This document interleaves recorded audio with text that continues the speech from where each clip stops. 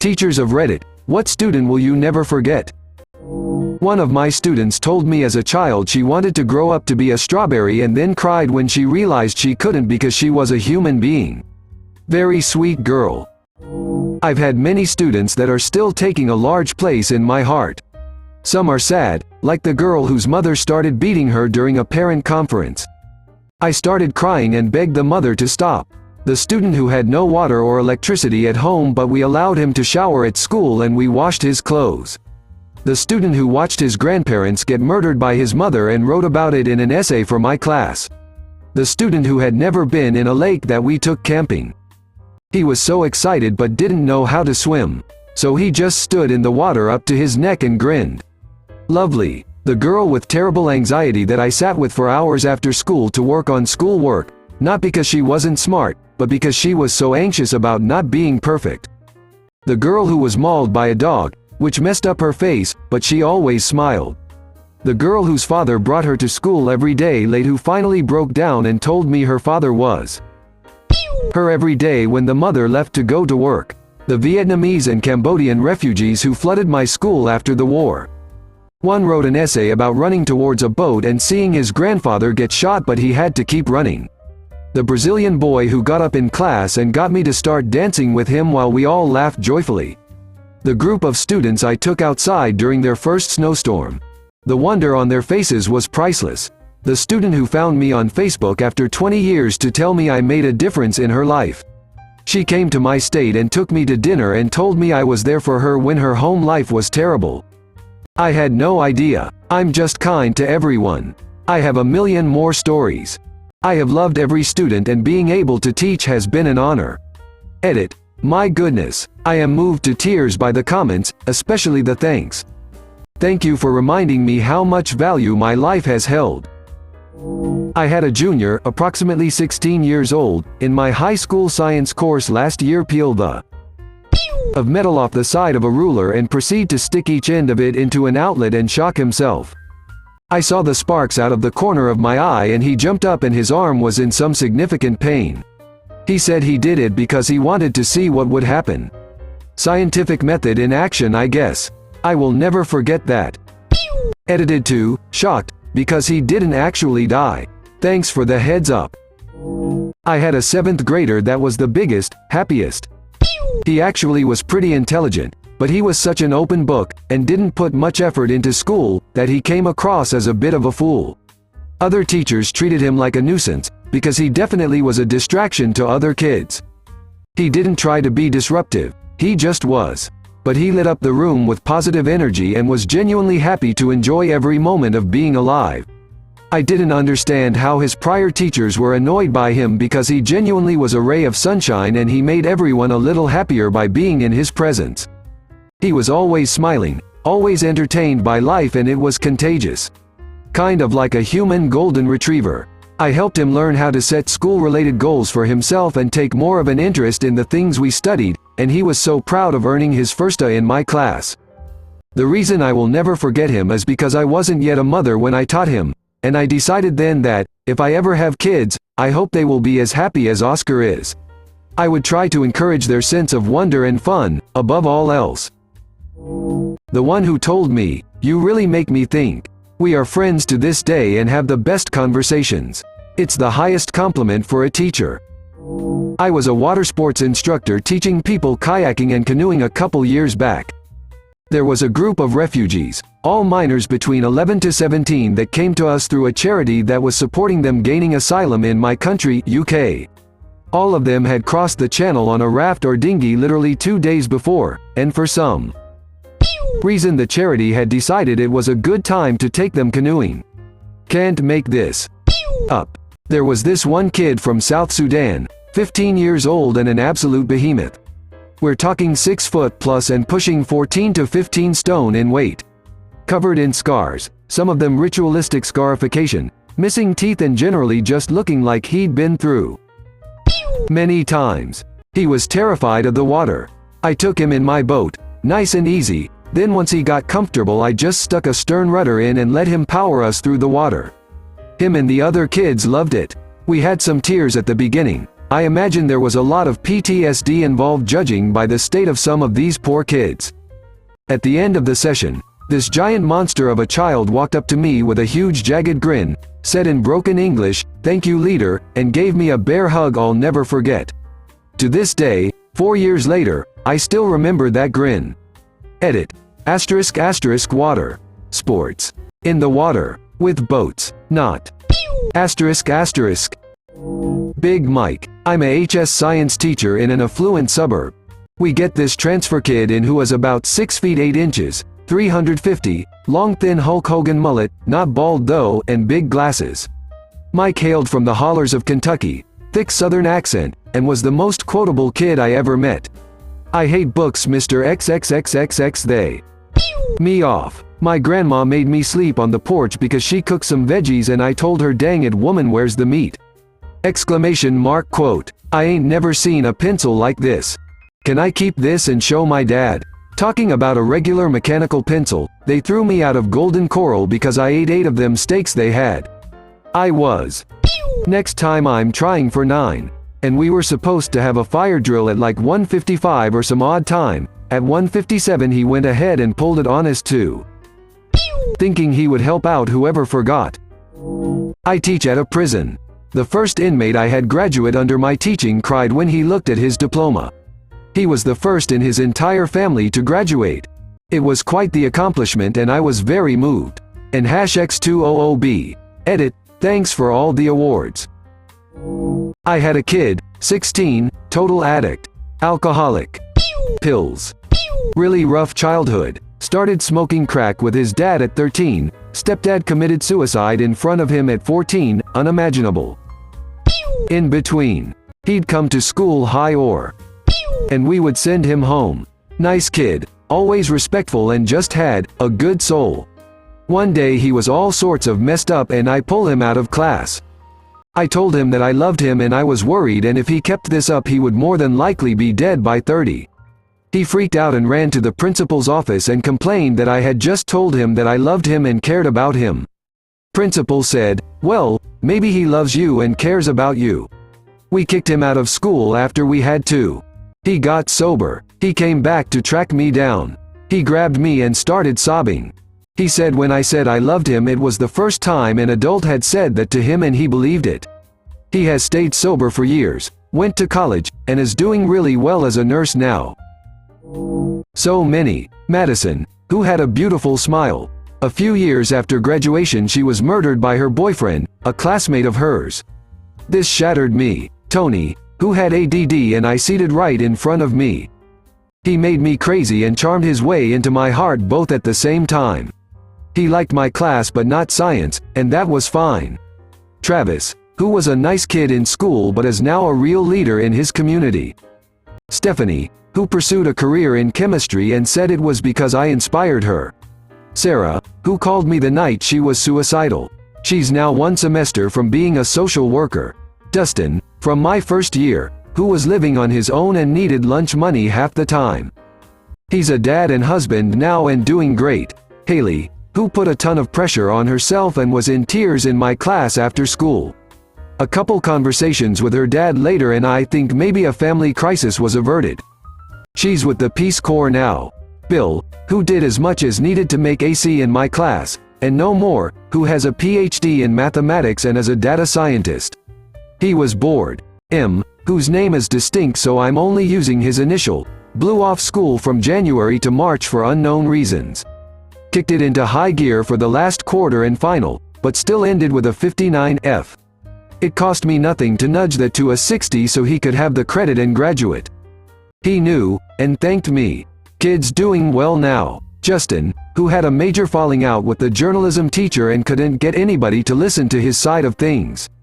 He taught for me during that double period after dropping her class. He's a dad, and successful reporter. Super nice guy. It's not that these are any more or less remarkable than anyone else. We just forged a relationship and I'm so grateful to have shared a small bit of their lives. The thing I miss most about being in the classroom is the kids. Not a teacher but in my 5th grade math class when my teacher called my name on the first day of school, she paused, lowered her glasses and asked, "Are you my uncle's name's son?" I said, "No," and she gave a huge sigh of relief and said, "Oh thank." Quote. This was over 20 years after she had my uncle as a student. I told my dad about that later that day and he laughed and said my uncle was quite a terror in elementary school. I'm a professor and I had a student who was a big dude, much older than the typical college student, like maybe 40, ex-military, and very stoic. We did a simulation exercise during class where students had to make a decision about whether to race a car or withdraw from the race. Most students go forward with the race for a variety of reasons, but what they don't know is that this situation mirrors the decision that NASA made with the Challenger launch, which obviously exploded. After the exercise, the student came up to me and started crying and said it was the most impactful exercise he's ever done and that when I have hard days I should remember that I made a difference for him. I almost started crying myself. It was a great moment in my career. Infant. My old philosophy professor told me that, out of all of his thousands of students, I would be the one he'd never forget. Which was pretty nice to hear. He then told me it was because I was the one that made him lose faith in humanity, but hey, win some lose some. I will never forget Michael. He came from a different country at the age of 2. It took him months to open up to me, but I was patient with him and it paid off. We had an unbreakable bond. We would do art projects together. We would play. I learned his native language so I could better communicate with him. He opened a new level of love and joy into my life. Detention lively equals so named because that's how I addressed her and her inability to not disrupt class. I'm still very close to her and communicate with her weekly. One of my fave kids. The Babel Boys equals a group of 6 boys. Very smart and very talkative. They would discuss in class all sorts of interesting things and totally distract everyone. I love them and they made me 10x the teacher I would have been without them. Their curiosity was infectious. I have been to their weddings and to their children's baptisms. Maryam equals because I failed her. I could not stop her from taking her own life. I will never forgive myself for it. The council equals 3 girls and 1 boy who all became lawyers and won a doctorate in linguistics. On my debate team, hilarious, powerful, bright. Chans equals I tried so hard to get through to you. I bought you books on rapping and rhymes. I bought you food. I tried to get you to a safer place. I failed you too. I hope you are safe. I still worry about you. Kelly equals my yearbook editor. She held my inexperienced hand as my first editor and cried with me in the stairwell. I'm proud of her. I'm proud of us. The unnamed boy who threw a desk at my head. I am trying to forgive you for making me fearful of students. It is hard. I am human. I'm still afraid of you. I still see you around. 14 years in the business. We need to pay teachers more. We need to honor them more. This year may break me. At my school, we get a lot of refugees from the Middle East and South Asia. I had a student, Iraqi, talk to me about her trip over. They fled when IS was starting to take over their city. Her father stayed behind to help others get out. They got a notice that he was being held ransom a few days later. They paid the ransom, and in return were sent an image of his headless body. She was an incredibly happy, jovial young woman. I can't even imagine what kid of pain she must have went through. I heard many stories of fleeing war and strife, but that one was probably the worst for me. Dance instructor. Student had one hemisphere of her brain removed as an infant and she was paralyzed on one side. She said that she wanted to dance because she wanted people to see that she wasn't ashamed of her body. After months and months she finally managed one spin around. The other instructor cried. I cried, she cried. It was incredible. I taught sculpture and mask making at an art summer camp years back. One of the projects was drawing a creature and then carving a 3D version of it out of a block of foam to paint and decorate. All the students nailed it. Except one, a boy around 9, didn't get it. I sat with him and went over it, many times. He didn't understand the concept of 3 dimensions, like, what would this side view look like as a top view? Type thinking. After a long while, my assistant, a woman in her late 30s, took me aside and pointed out all the indicators that the kid had fetal alcohol syndrome. I had no idea. I'll never forget his confused, blank face, and my frustration at how someone couldn't think in 3D. I try to be more understanding, sympathetic and patient now, Not a teacher, but when I was in the 8th grade we had a little buddy in kindergarten where we accompanied them to church. It was a Catholic school, and also did learning, fun activities with them a few days of the week for a period. I got this little blonde-haired kid with glasses named Jesse, and he was quite the handful. He didn't really seem to get along with the other kids and was always acting out. At first he was tough to try and keep in line, especially at church, but after a while he seemed to take a real liking to me and started listening. We started getting along great and had a lot of fun drawing, coloring, and reading together. One day I got to meet his mom before school started. She handed me a present. It was the latest Harry Potter book, and thanked me for being such a great buddy to Jesse.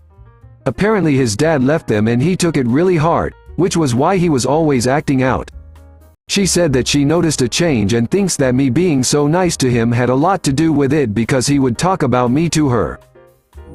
The good I teach English as a foreign language and had a class of middle school students who needed to use sequential words, first, next, then, etc.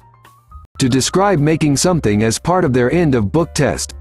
Most students used the example presented in the book on how to make a sandwich. Some were creative and write about how to make a hamburger instead. One boy raised his hand and asked if he could write about a computer game. As long as you follow the instructions, I don't mind. 10 minutes later he asked for a blank sheet of paper.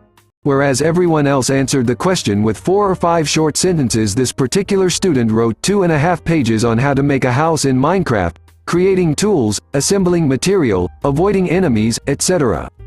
One of the most impressive things I've seen from students at that level. The bad a boy who couldn't seem to keep his hands to himself. He would occasionally punch other boys in the arm, flick girls in the head, and eventually I had to deal with one of the other boys in class raising his hand to inform me that this particular student was grabbing his chili pepper.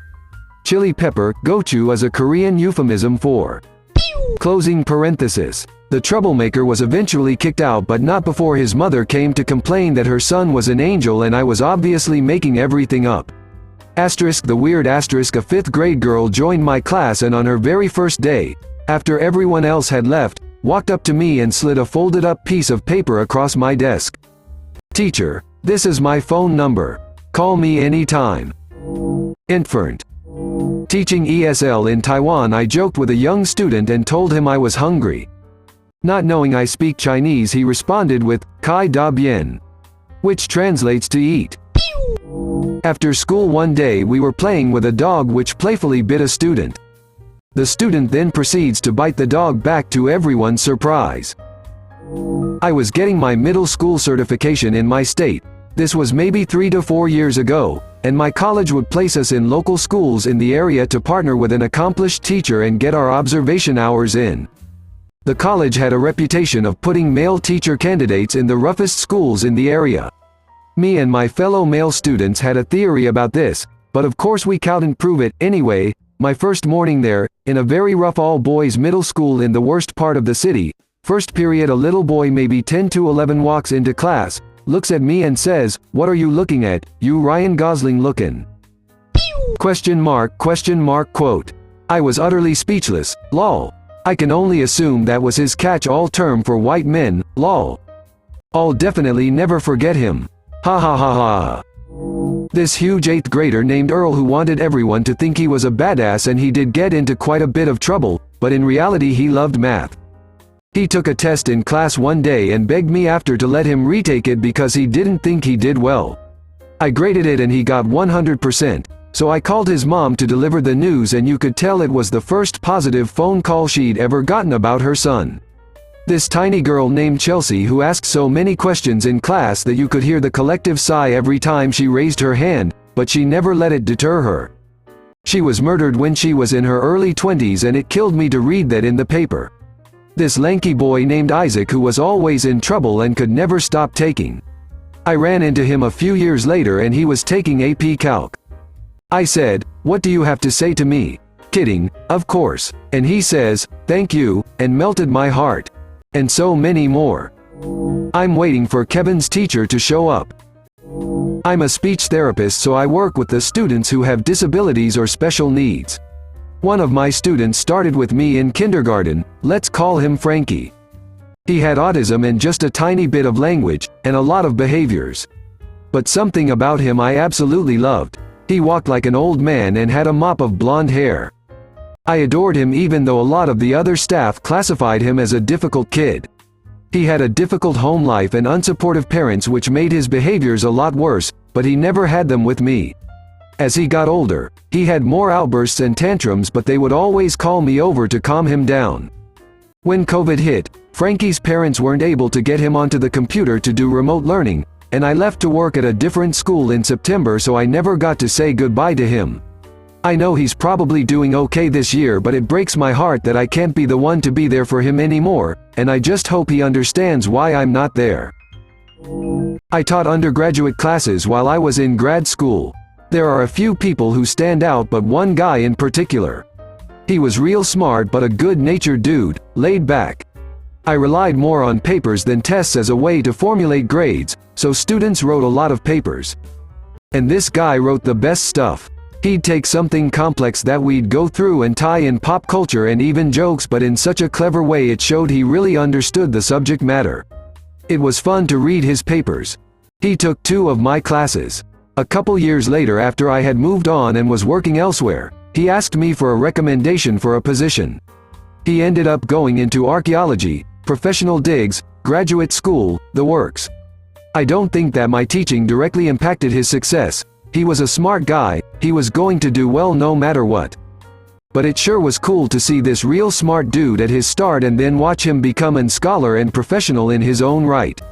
I still think about that guy, hoping he is well. I've dropped enough hints in this post that if you're out there, my dude, you know who you are, and I hope everything is going amazing, as I'm sure it is.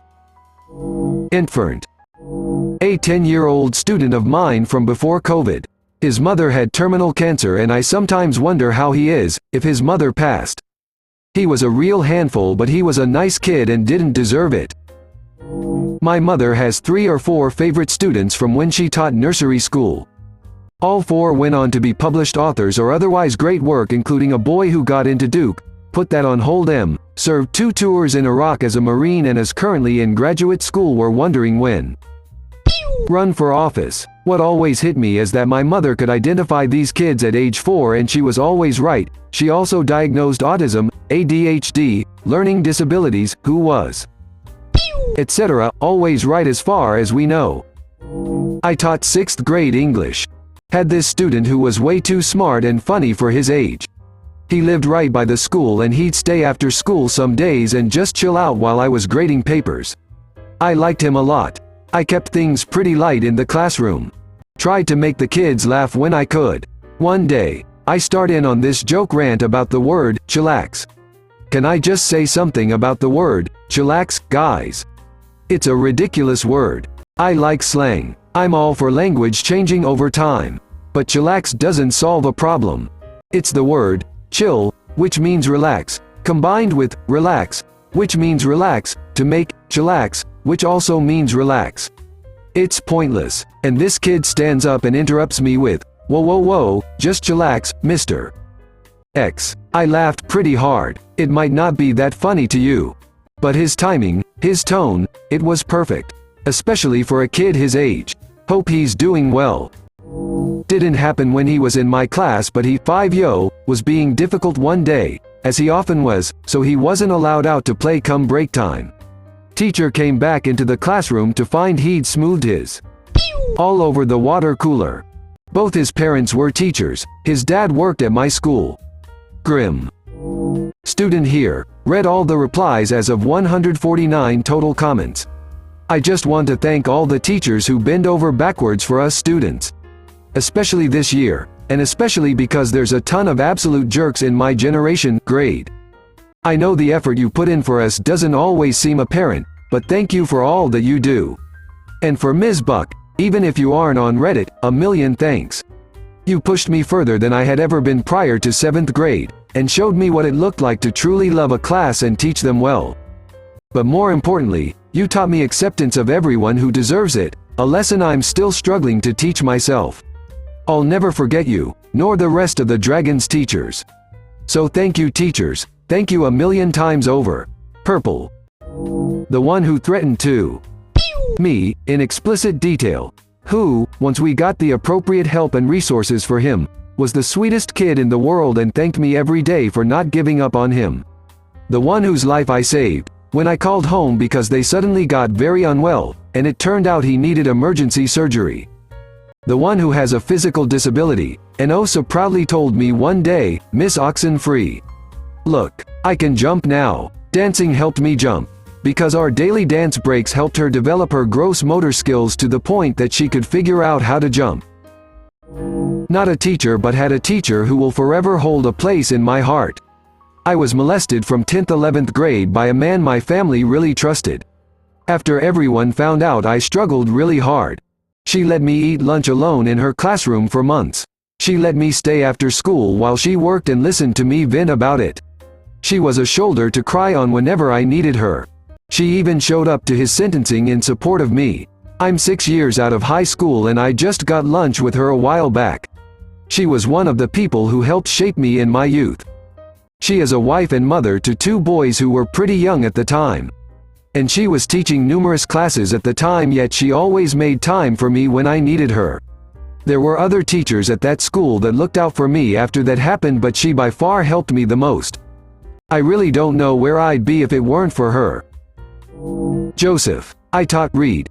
Tried to teach Joseph science for 2 years, so I wasn't exactly blind to his limitations, but he really did surprise me when we began our unit on the universe. We watched a short video about the life of a star, and then I lead a class discussion and we talked about our sun and how small our solar system is and all of that fun stuff. At some point it dawned on Joseph that the sun is a star and would go through a life cycle like any other star does, and he starts to lose his mind. It's not much going on up there though, so I am not too worried about long-term effects. He suddenly has so many questions. Wait, so we're gonna get burned alive? How much time do we have? How come nobody has said anything about this before? And this isn't like when middle schoolers ask dumb questions for attention. This kid is grabbing his hair and squirming. I'm his seat, totally scared. So I go, "No, Joseph, this isn't going to happen for a long time. We won't be here by then," which does not help the situation. All that poor kid was doing was minding his business, and doing the least academically up until now. I threw his entire existence in his face, accidentally. I'm not a monster, and he had to take a minute outside in the hall to figure out after that. Joseph did not pass the 8th grade that year. Skeptical smiley face. Not a teacher, but I present Reddit legend, Kevin. https:// and so forth. Courtesy of Noah the Red. Is it real?